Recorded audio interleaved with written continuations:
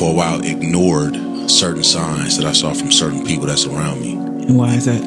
Because you want to give people the benefit of the doubt. You see things and you be like, I didn't just see that. But you saw it. But now You don't want to believe it. You don't want to believe it. And you make you believe you didn't see something that you know you saw. Exactly. So now it's I like, thought women were the only ones that thought that way. men do it. I do it. And I think that comes from having a level of respect for whatever relationship that it is. But then, like, I've just been learning that sometimes you can have a high level of respect for a certain relationship and that person doesn't have that same amount of respect for it. You feel me? So it's like, when it happens, you have to make the proper adjustments, move accordingly.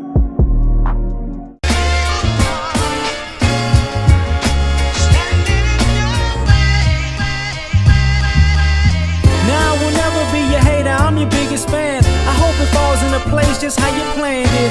Life could put you in a pickle, just make sure it's kosher. Lean on me like Bill Withers until you smell the roses. What's happening, fam? L.A.R movement still moving.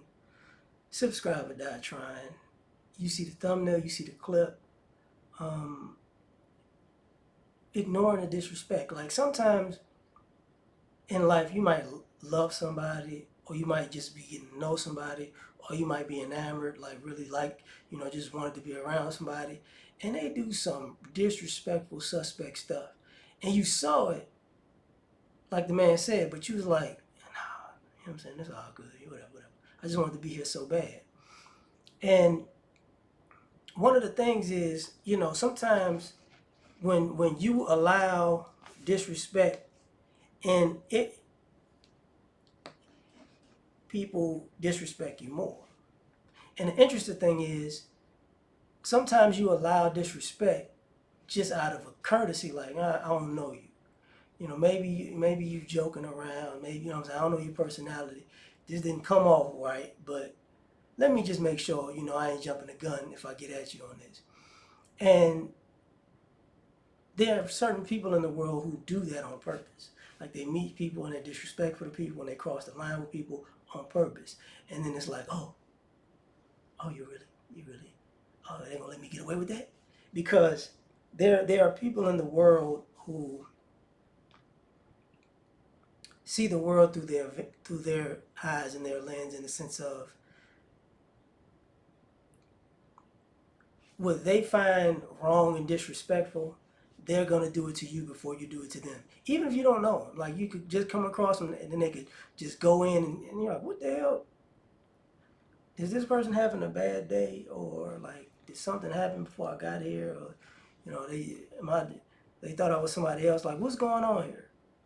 Like, what just happened? Like, because I know that it couldn't be just I come and say hello and they just go there. Like, y'all gotta explain. Am I tripping? And the problem is, there are a lot of people who have been around people like that, and they make excuses for them. Like, yeah, something happened. You tripping. No, they didn't mean to do that to you. They don't even know you. But they know that person, and that person meant to do it. And the telltale sign is, if they don't apologize and they go, oh, okay, my bad, I didn't. Something happened. Like, if they just keep going on like nothing happened, and somebody else is apologizing for them, but they're not apologizing for themselves, that's who they are. That's how they get down. So ultimately, you find yourself in a situation where it's like, okay, I'm gonna have to take your head off even if I like you. That's what's gonna happen. I'm gonna take your head off. I like you, but I'm gonna hurt you. And then, because now sometimes you start feeling like a sucker, because you like, wait, I was trying to be cool. I like you, or I thought I liked you. You seem like a decent person. But from what I saw, I figured, we could, yeah, I think that person's cool. Sometimes they tell you, it's bad to meet your idols. Like, if you idolize somebody and you can't wait to meet them, and then you meet them in person, and then they do something that's like, what the man, I'd have punched this motherfucker in the face. But then it's like, then you got to make up an excuse for why they, or a jerk, like, they ain't mean to do that. Like, I saw a clip of Stephen A. Smith talking. I guess Paul George has a podcast, and talking to Paul George about why his sister likes Paul George and she doesn't like LeBron. And it basically, LeBron, it was like a game. They, I think it was Miami versus Indiana, if I'm not mistaken. But Miami won. People were, like LeBron. And he said his sister was like the same thing, but she's like, I called his attention and he just ignored me and he just walked off. And she was like, from that point on, F him. And then Paul George happened to be somewhere in the same vicinity, and they lost the game.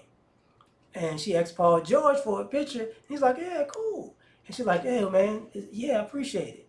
And I remember that, and he was like, to this day, she like Paul George, she don't F with LeBron. Like LeBron would have known that. He would have known that was Stephen A. Smith's sister. He was like, man, I done played in so many games. I just want to get out of here, whatever. But I gotta say, because I grew up on the West Side in Chicago, people had that issue with Michael Jordan, and other black athletes. It wasn't just Michael Jordan, just for the record. But there would be black athletes that played for the Bulls and the Bears. I didn't really go around the baseball scene that much. I went to some Sox games because I was a White Sox fan. But they had a habit of the black kids, hey, such and such, man, F them kids. It's like, what the? And then those same people, hey, little Jimmy White kid, hi, how you doing, buddy? Yeah. And it's like, whoa, time out. Wait, time out. Did I just see a black player basically look at all the black kids like we ain't nothing, and then turn around and go all, step and fetch it for the white kids? Oh, okay. All right, no. You still want the jersey? I don't want none of that from that motherfucker ever again. And that happens. I mean, I remember hearing a story of this older white guy talking about Kareem Abdul-Jabbar, and he was like, he was a ball boy or whatever, and for the Clippers, I want to say, and he says he loved Kareem, but he met Kareem, and Kareem was a jerk to him. He had a reputation for being a jerk to people. That's from what's being told.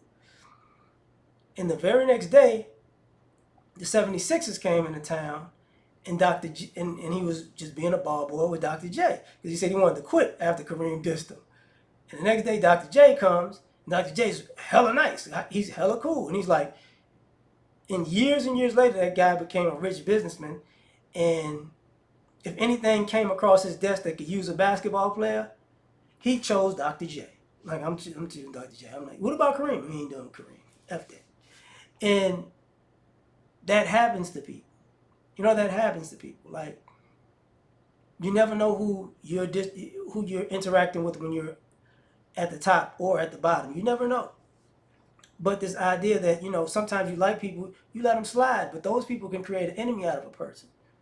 They can create an enemy out of a person. And the question is, for you as a human being, is like, what did you just do? Like, what did you just do to me? Like, I did this to myself because out of love for you, I let you step on me. And, I've seen it, I've seen yes men get stepped on, and I've seen yes men stop being yes men because they tired of getting stepped on and be fired yes men. You know what I'm saying? But it's like, nah, I ain't taking this no more, dog. No, we're not doing that. Nah, not today. And that's an internal thing. Like, you gotta question it. And the minute you gotta question if somebody did something dirty to you, and you know it happened and it's right in front of your face and you ignored it, there are certain people who, if you ignore their disrespect, they're just gonna keep coming and keep coming and keep coming and keep coming and keep coming. Excuse me. I'm of the belief that if you cool, you disrespect me, cool, okay, all right, I'm gonna make you real uncomfortable. I'm gonna make sure I make you real uncomfortable. It ain't gonna. You might disrespect other people. Like, who is that? Errol Spence.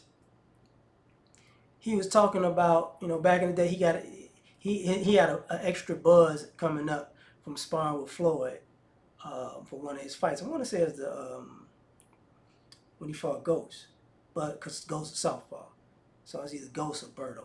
I don't know which one, but I think it's Ghost. Anyway, He said he was fighting Floyd. He's in the ring. He was fighting.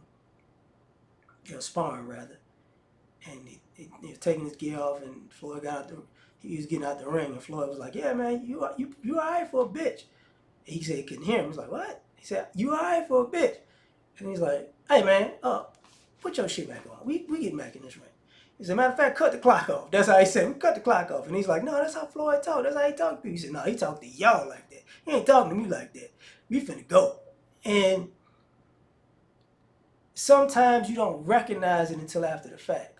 Like, I'm not gonna lie, when I was younger, people did some disrespectful stuff to me that I didn't realize they were doing. Like, I found out about it later, or they did something, somebody told me they did something. I was like, that's what they was doing? Yeah, you ain't know that? No, I didn't know at the moment that's what they was doing. No, I didn't. So I'm talking about things that happened like in high school and college.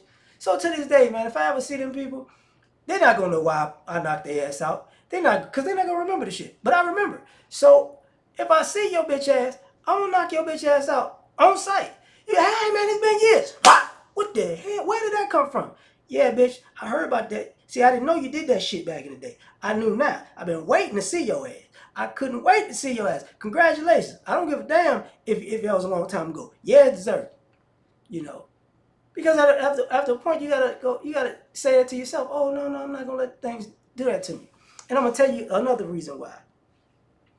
Because people are cowards, and what I mean by that is, if you ignore somebody's disrespect for whatever reason, other people will think they can disrespect you. Other people won't go, "Hey man, I ain't doing that to them." There are people who are like, "Oh, well, you could do it, I could do it. Yeah, all I gotta do it."